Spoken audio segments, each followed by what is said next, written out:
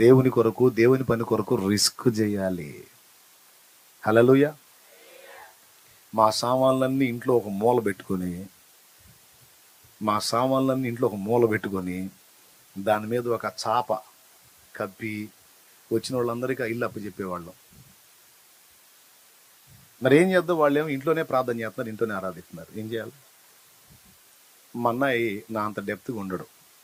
మా అన్నయ్య విచిత్రం ఏంటంటే ఆదివారం శుక్రవారం కాదు ప్రార్థన, రోజు వస్తారు సాయంత్రం. వాళ్ళు వచ్చి 10:30-11 దాకా ప్రార్థన చేస్తూనే ఉంటారు.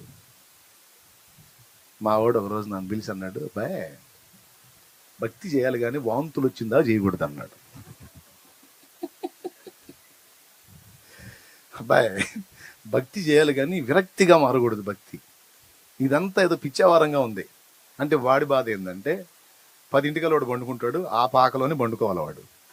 వీళ్ళే 11 దాకా బాటిల్లా. వాళ్ళు ఏంది అట్ట చేసేవేంది, వాళ్ళకి పిచ్చెక్కినట్టుంది. రోజు 11 దాకా ఏం ప్రార్థన అబ్బాయి? అరే 8:30కు వచ్చిన వాళ్ళు 9:30 కనీసం 10కి ప్రార్థన చేసుకుని వెళ్ళాలి. ఫస్ట్ మా అమ్మకి చెప్పాడు, అయ్యో మరి కాస్త పెందలాడు పంపిస్తే వాళ్ళని పొద్దంతా చాకిరి చేసి ఉంటాంగా, మరి పండుకోవద్దు అన్న నాన్న, మనం ఇబ్బందిగా అయ్యా, మనకేమో అదే పాకాయే. మా అమ్మ కూల్గా. నేనేం చేశాను తెలుసా? ఇక ఏమి మాట అందని మా అమ్మకి చెప్పేది మా అమ్మకి చెప్పా. ఈ రామజీవి తినడని వాడు చెప్పాడు, మా వాడు చెప్పాడు, బాయ్ భక్తి వాంతులు అయ్యేటట్టు చేయకూడదు, విరక్తి పుట్టకూడదు. అంటే సరే ఇట్లా అన్నారు కదా, నేను వాళ్ళకి చెప్పా, ఇక రేపటి నుంచి మీరు రావద్దు. ఏది ఆ ప్రార్థనా పరులకు చెప్పా, రోజు వచ్చే ఆ సమాజంలో ఉన్న ప్రజలకి చెప్పా, ఇక రేపటి నుంచి మీరు రావద్దు. వీళ్ళు ఇట్లా బాధపడుతున్నారని చెప్పి వాళ్ళు ఫీల్ అవుతారుగా. వాళ్ళకి అప్పటికే వెలిగింది బల్బు. అన్న అయితే వద్దన్నాడు, మొత్తానికి ఫ్యామిలీ అది రివర్స్ అయినట్టుంది అని వాళ్ళు వెళ్ళారు. శుక్రవారం ఆదివారం కూటం పెడతా, అప్పుడు రండి, మీ రోజు రావద్దు అని చెప్పా. ఒక్కరోజు ఆగారు, 2వ రోజు మళ్ళా వచ్చారు. నాకేం తెలుసండి, ఇంత పెద్ద ప్రణాళిక ఉంది దేవుంది, దానికి ఆ ప్రార్థనే పునాది. వాళ్ళని రేపుతున్నాడు, మీరు పోయి చెయ్యండి, ప్రార్థన చెయ్యాలి, ప్రార్థన జరగాలి, అక్కడ ప్రార్థన జరగాలి. జరిగితే ఉందే బలమైన కార్యం ఉంది. నేను పెద్ద ప్లాన్ వేసుకొని ఉన్నాను, దానికి ఇదే పునాది. మీ అమాయకపు ప్రార్థనలే కావాలన్నా కానీ వాళ్ళని తీసుకొస్తున్నాడు. కనీసం వాళ్ళకి ప్రార్థన చేయటం కూడా సరిగ్గా రాదు. ఒక అమ్మాయి నైట్ ప్రార్థనలో మోకాళ్ళలోని చుట్టూ వాళ్ళందరూ కలిపి ప్రార్థన చేస్తుంది, నీ దాసుని చుట్టూ ముళ్ళ కంచేయి ప్రభువా, ముళ్ళ కంచేయి ప్రభువా. అగ్ని కంచేయటం అని, లేదా దూతల కంచె, లేదా నీ కాపుదలు పెట్టడం లేక ఏ సునాములో ముళ్ళ కంచేసే ప్రభు, ముళ్ళ కంచేసే ప్రభు.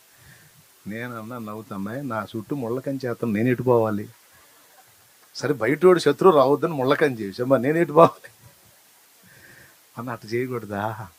అంటే ఎట్ట చేయాలో కూడా తెలియని అమాయకపు ప్రార్థనలు విని లక్షల మందిని కదిలిచ్చాడండి నా దేవుడు.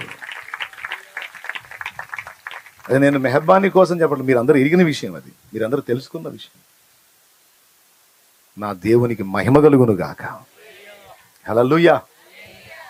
ఇక ఏం చేస్తారు, మా వాళ్ళు కూడా మెత్తబడిపోయారు. ఇక వాళ్ళు ఏమన్నారు తెలుసా, మరుసటి రోజు వచ్చి, మీరు ఆ పాకలో చేయొద్దంటే ఈ మెల్ల మీద చేసుకొని పోతాం, మమ్మల్ని మాత్రం ఆపొద్దు అని బోర్ని ఏడిశారు. మీరు ఏడవద్దు రండి అని వాళ్ళే అన్నారు. దేవునికి స్తోత్రం. రాండి 11 కాదు 12 కానీ చేసుకొని చేయగలిగింది ఏముంది అని చిన్నగా వాళ్ళు కూడా లోబడ్డారు. ఆ ప్రార్థన ఆ రోజు నుంచి ఈ రోజు దాకా ఆ మందిరంలో జరుగుతానే ఉంది. అది జరుగుతానే ఉంది, పని విస్తరిస్తానే ఉంది. అంతకుముందు ఒక దగ్గర ప్రభు బల్ల తీసుకునే తండ్రి సన్నిధి చిలకలూరిపేట ఈరోజు వందలాది ప్రాంతాల్లో ప్రభు బల్ల తీసుకునే సంఘాలుగా మార్చబడింది. అందులో ఇప్పుడు రేపల్లి కూడా ఒకటైంది యేసు నామములో. హల్లెలూయా, హల్లెలూయా. చూసారా ప్రార్థన ఎంత పని చేసిందో? ఏముందిలే అనుకుంటాం. మేము వాళ్ళకి అవకాశం ఇచ్చి రిస్క్ చేసాం, వాళ్ళు రోజు ప్రార్థన చేసి వాళ్ళు రిస్క్ చేశారు. ఇక ఈ 2 రిస్కులు చూసి దేవుడు పెద్ద రిస్క్ చేశాడు. ఎంత రిస్క్ అంటే కొడితే తగిలేటట్టు చేశాడు ప్రపంచం మొత్తానికి. ఇతర దేశాల్లో దాదాపు 50 దేశాల్లో ఉన్న ప్రజలు వెంబడిస్తూ ఉన్నారు, ఫాలో అవుతూ ఉన్నారు. 50 పైచిలుకు దేశాల్లో ప్రజలు. ఎత్తుల కోసం చెప్పట్లా, ఆ దీనులు చేసిన ఆ చిన్న ప్రార్థన, ఆ రిస్క్ ఎంత పనిచేసిందో చూడండి. ఇక్కడ ఈరోజు చిన్న పని స్టార్ట్ అయింది, చిన్న గుంపు ఒకటి స్టార్ట్ అయిందంటే ఇక్కడ ప్రార్థన చేసే గుంపు లేచిందంటే గొప్ప ఉద్యమమే చూడొచ్చు రేపల్లిలో మనం. ఆమేన్. నీ గ్రామంలో నువ్వు ఛాన్స్ ఇవ్వు, నీ పట్టణంలో నీ ఇంటి అవకాశం ఇవ్వు. ఇదిగో ఆ తల్లి అవకాశం ఇచ్చింది, ఈరోజు దేవుడు పని జరిగింది. నువ్వు ఊహించావా శాలేమని ఇక్కడికి వస్తాడు మీ ఇంటి ముందుకు వచ్చి కూర్చుంటాడని? కలలో కూడా అనుకుని ఉండవు, ఎందుకంటే జరగదు అది. కానీ ఆమె చేసిన రిస్క్కి నన్నే తీసుకొచ్చి కూర్చోబెట్టాడు ఈడ. అది దేవుడు సంతోషిస్తే చేసే కార్యం. మూడవది ఏంటి? ఏదో ఒకటి.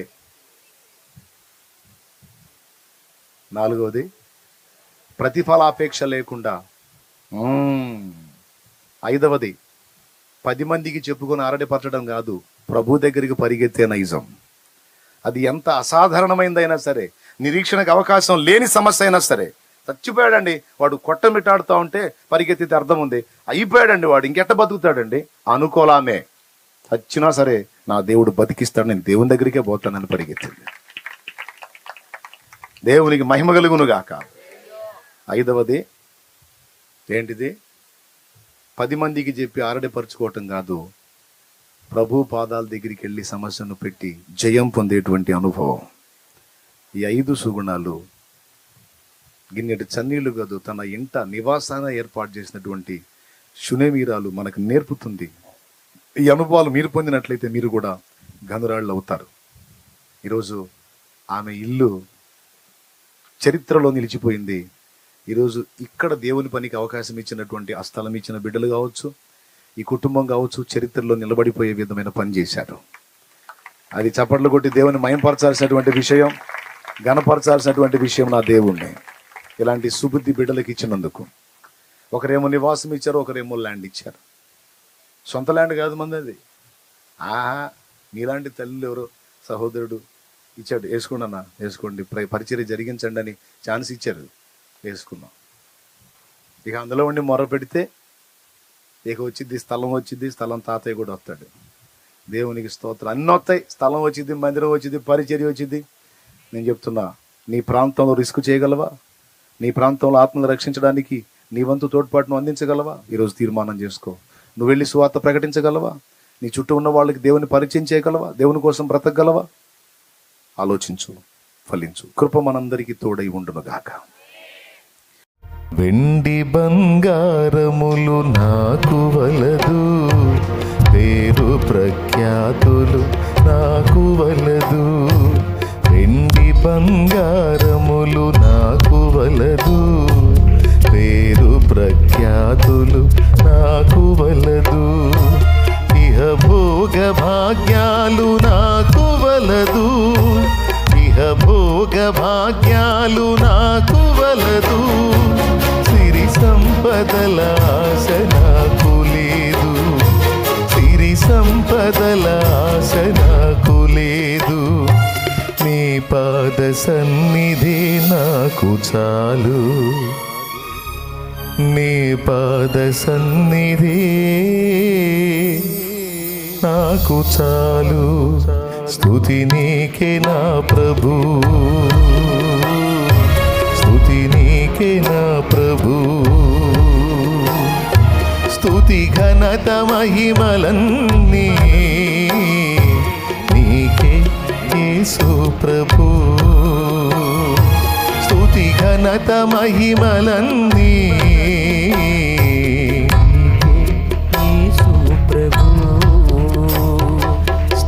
నీకే నా ప్రభు, నీకే నా ప్రభు.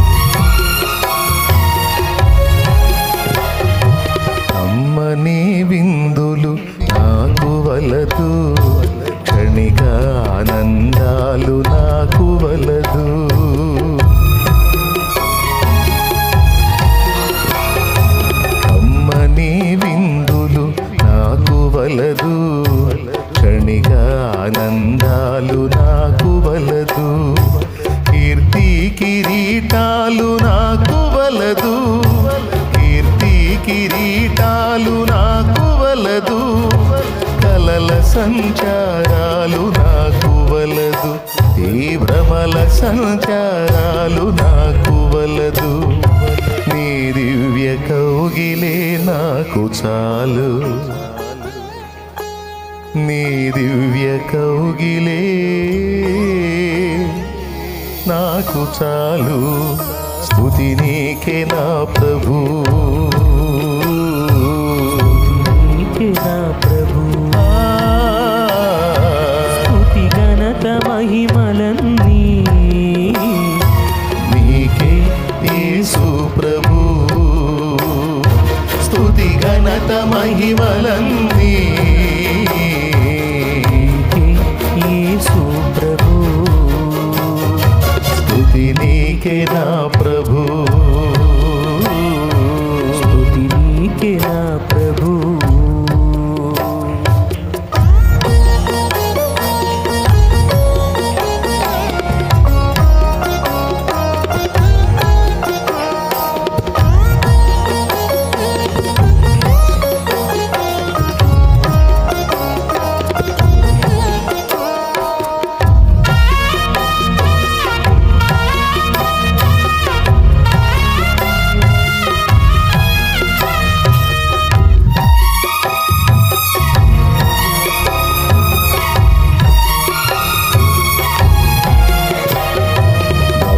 బాంధవ్యాల బాధ వలదు, బరువు బాధ్యతలన్న భయము వలదు,